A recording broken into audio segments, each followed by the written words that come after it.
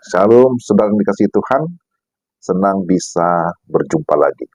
Saya ingin membagikan firman Tuhan, tapi sebelumnya mari kita berdoa. Tuhan, kami bersyukur untuk pemeliharaan Tuhan, penyertaan Tuhan dalam hidup kami. Kami mau mendengarkan firman-Mu, pimpin dan terangilah hati kami dalam nama Tuhan Yesus. Amin. Firman Tuhan dari Mazmur 40 ayat 5 sampai dengan ayat yang ke-6. Berbahagialah orang yang menaruh kepercayaannya pada Tuhan, yang tidak berpaling kepada orang-orang angkuh atau kepada orang-orang yang telah menyimpang kepada kebohongan. Banyaklah yang telah kau lakukan, ya Tuhan Allahku, perbuatanmu yang ajaib dan maksudmu untuk kami. Tidak ada yang dapat disejajarkan dengan Engkau. Aku mau memberitakan dan mengatakannya, tetapi terlalu besar jumlahnya untuk dihitung. Demikianlah firman Tuhan, Mazmur 40 ayat 5 sampai 6. Renungan kita saya beri tema, semua karena anugerahnya. Semua karena anugerahnya. Ada lagu yang syairnya berkata, semua karena anugerahnya diberikannya pada kita. Semua karena anugerahnya diberikannya pada kita. Semua anugerahnya dan seterusnya. Betul, saudara-saudara, bahwa hidup adalah anugerah Tuhan. Anugerah berarti sebuah hadiah, pemberian yang berasal dari Allah. Disebut anugerah karena memang untuk mendapatkannya kita tidak punya saham, kita tidak punya jasa, tidak punya andil di dalamnya. Anugerah merupakan inisiatif dari Allah sendiri. Ada anugerah yang bersifat umum, misalnya hujan, panas matahari, udara, pemandangan yang indah, dan lain sebagainya. Tetapi ada anugerah khusus atau spesial yang memang diberikan kepada orang-orang pilihan, seperti kepastian keselamatan, kehidupan yang kekal, disebut sebagai anugerah khusus. Dan saudara, kembali kepada tema kita. Kita semua diajak untuk memikirkan tema ini. Semua karena anugerahnya. Si pemazmur, tentu penulis Mazmur 40, adalah Raja Daud. Daud mengakui bahwa kalau dia ada, dia hidup, dia bisa berkarya semua karena kasih karunia Tuhan, karena anugerah Tuhan. Seperti apa pengakuan Daud di dalam bagian ini? Kalau kita memperhatikan ayat yang ke-6, maka di sana dikatakan, banyaklah yang telah kau lakukan ya Tuhan Allahku, perbuatanmu yang ajaib dan maksudmu untuk kami. Jadi, orang yang mengakui bahwa semua adalah anugerah Tuhan, pertama adalah pengakuan akan perbuatan-perbuatan Allah di dalam kehidupannya. Apa saja perbuatan Allah yang ajaib yang dialami oleh pemazmur? Pemazmur berkata, banyaklah yang telah engkau lakukan. Apa yang Tuhan sudah lakukan dalam hidupnya? Bahwa Tuhan memberikan dia pemeliharaan, memberikan dia perlindungan dan keamanan dari segala yang jahat. Disebutkan bahwa Tuhan memberikan dia keselamatan dari lubang kebinasaan, dari lumpur rawa, yang kemudian mendudukkan dia, menempatkan dia di bukit batu. Artinya apa? Bahwa pemazmur mengalami masa-masa yang sulit, yang disebutkan dalam Mazmur 23 sebagai lembah kekelaman, dalam situasi yang sangat sulit, dalam penderitaan yang rasanya tidak mungkin untuk bisa keluar, tidak bisa bangkit dari lumpur rawa, tetapi di sana ada tangan Tuhan yang ajaib. Ada Allah yang hidup, Allah yang maha kuasa, yang mengangkat mengangkat dia dari lumpur rawa, dari lubang kebinasaan, dan memberikan dia satu jaminan keamanan, perlindungan. Dan masih banyak lagi dicatat oleh si pemazmur perbuatan-perbuatan yang ajaib dari Allah. Jadi, kalau saya ditanya, saudara-saudara ditanya, apa perbuatan Allah yang ajaib yang saudara alami? Yang kita alami, tentu kita harus mengaku perbuatan Allah itu begitu banyak.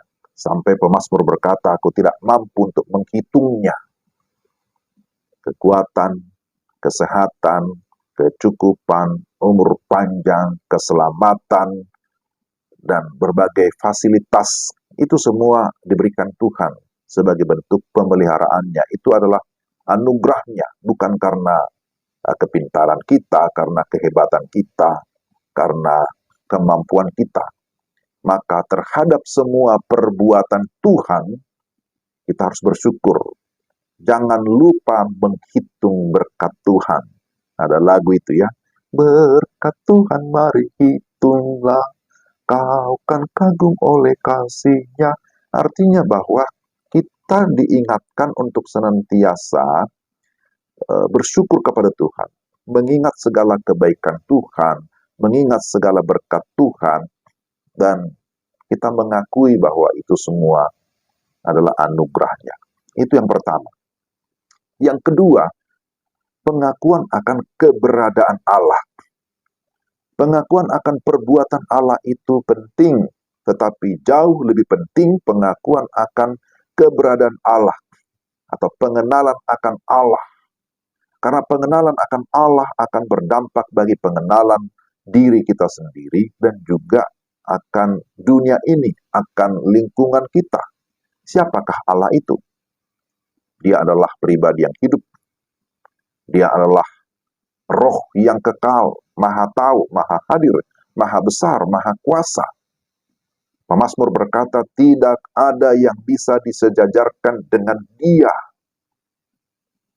Ada banyak berhala-berhala yang disembah oleh manusia yang tidak mengenal Allah, maka dia menyembah ilah-ilah lain.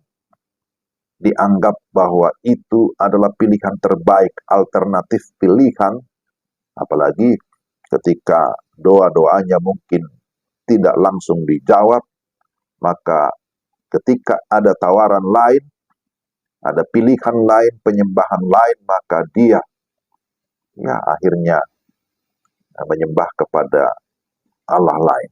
Di zaman sekarang ada banyak tawaran-tawaran paranormal, atau orang sebut sebagai orang pintar, sebenarnya bukan orang pintar, dukun-dukun, dan bentuk-bentuk penyembahan berhala dalam bentuk patung, dalam bentuk pohon dan lain sebagainya, itu masih ada.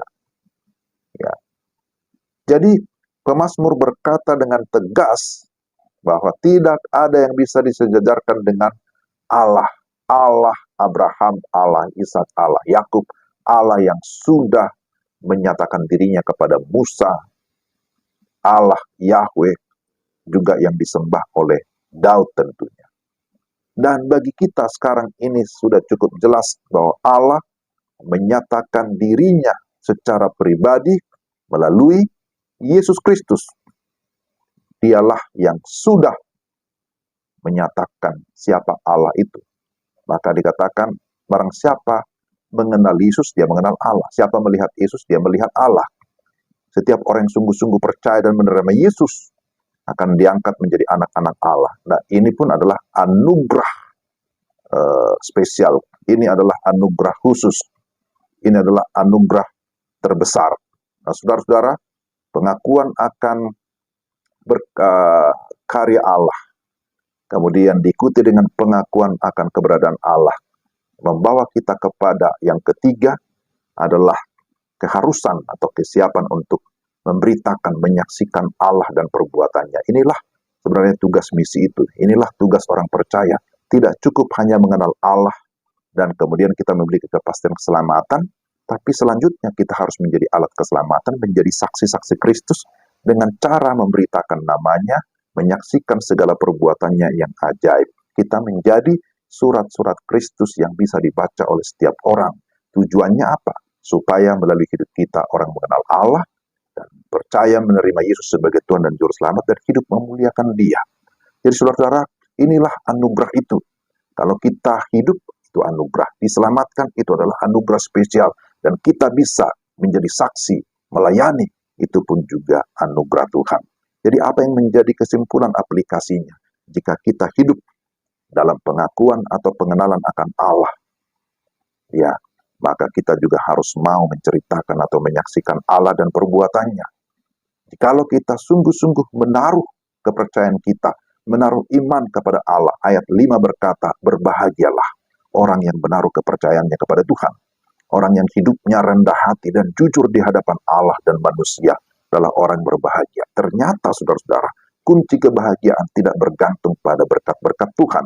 Kunci kebahagiaan tidak bergantung kepada pengalaman kita, pada kepintaran kita. Tetapi kunci kebahagiaan terletak pada iman dan pengenalan kita akan Tuhan, sumber segala berkat. Dialah sumber segala kasih karunia. Dialah sumber kehidupan. Mari kita senantiasa bersyukur dengan rendah hati kita memuliakan Dia dan mau melayani Dia. Mari kita berdoa. Tuhan, terima kasih untuk firman-Mu hari ini, mampukan kami untuk menghidupi firman, melakukan dalam hidup kami, supaya nama-Mu dimuliakan dalam nama Tuhan Yesus. Amin. Demikian renungan kita. Tuhan memberkati saudara.